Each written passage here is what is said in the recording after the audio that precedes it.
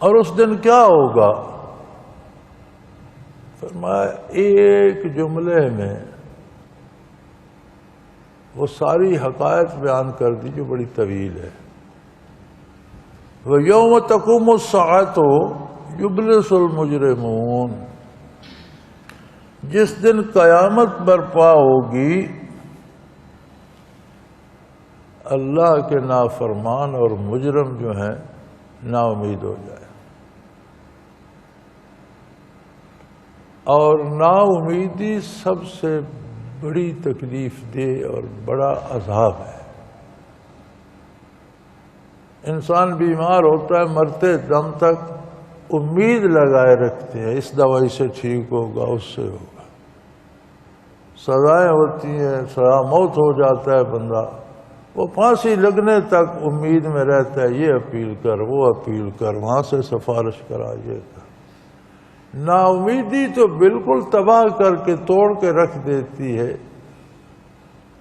وہ ذرا ان سے پوچھا جائے جنہیں سزائے موت ہوتی ہے اور ان کا ڈیتھ وارنٹ آتا ہے، اور ان پر پھر کیا گزرتی ہے جب انہیں پتہ ہوتا ہے کل یا پرسوں یا 2 دن بعد مجھے سزائے موت ہو جانی ہے، تو اس پر کیا بیتتی ہے جب وہ نا امید ہو جاتا ہے کہ اب کوئی سفارش، کوئی رشوت، کوئی اپیل، کچھ باقی نہیں رہا، اس کی کیا کیفیت ہوتی ہے۔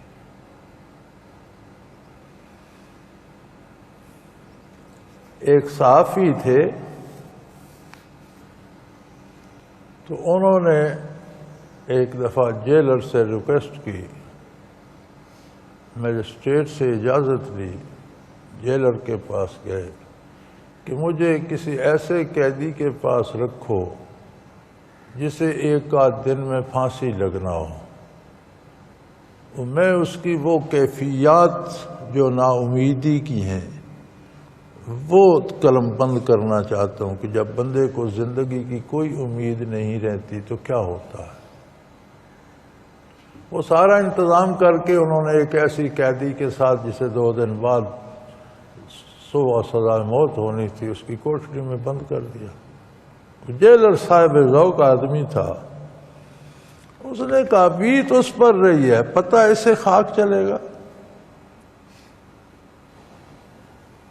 اس نے سپاہیوں سے کہا، وہ ایک سپاہی آ گیا، کوٹری میں 2 بندے بیٹھے تھے، اس نے جس نے پھانسی لگنا تھا اس کا نام پکارا، ہاں بھئی تم میں سے وہ کون ہے؟ وہ جس نے پھانسی لگنا تھا، اس نے کہا میں ہوں۔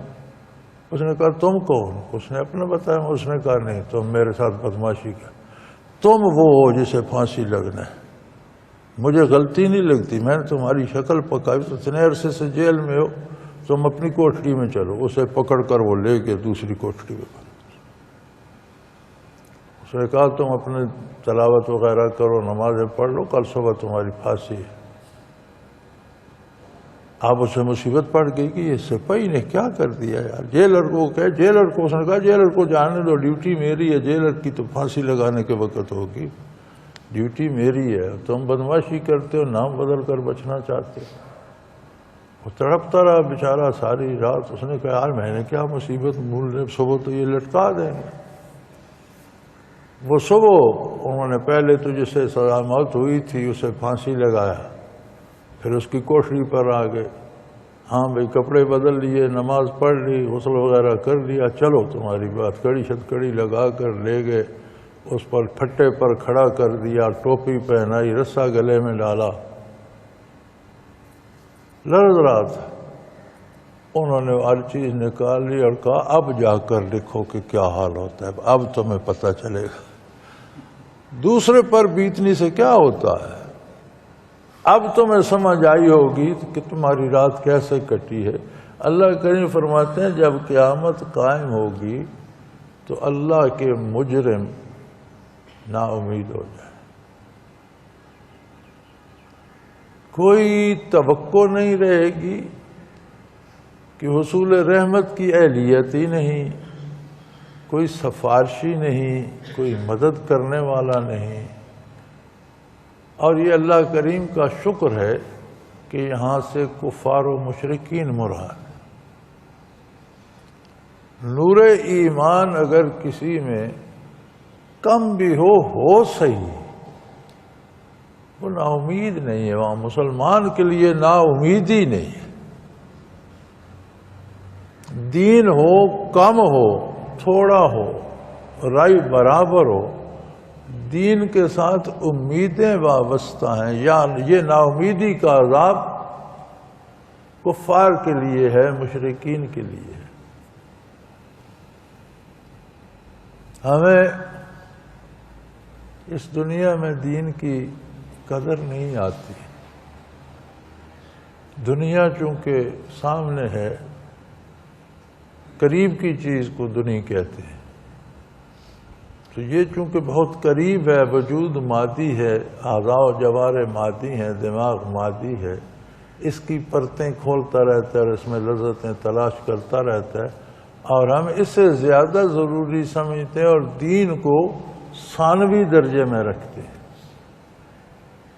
طبیعت خراب ہے تو نماز چھوٹ گئی، کھانا نہیں چھوٹا، سونا نہیں چھوٹا، یعنی دین دوسرے درجے میں ہوتا ہے، دنیا پہلے درجے میں۔ اور بڑے خوش قسمت اور خوش نصیب ہیں وہ لوگ جو دین کو اول رکھتے ہیں اور دنیا کو دوسرے درجے، کہ دنیا کا وہ کام کریں جس سے دین میں ضرر نہ ہو، دین کو بچانا پہلا کام ہے، اور دنیا میں رہنا دین کے تابع ہے۔ لیکن اس سب کے باوجود کمزور ایمان بھی کفر سے بے شمار و بے پناہ درجہ بہتر۔ اللہ کفر و شرک سے اپنی پناہ میں رکھے۔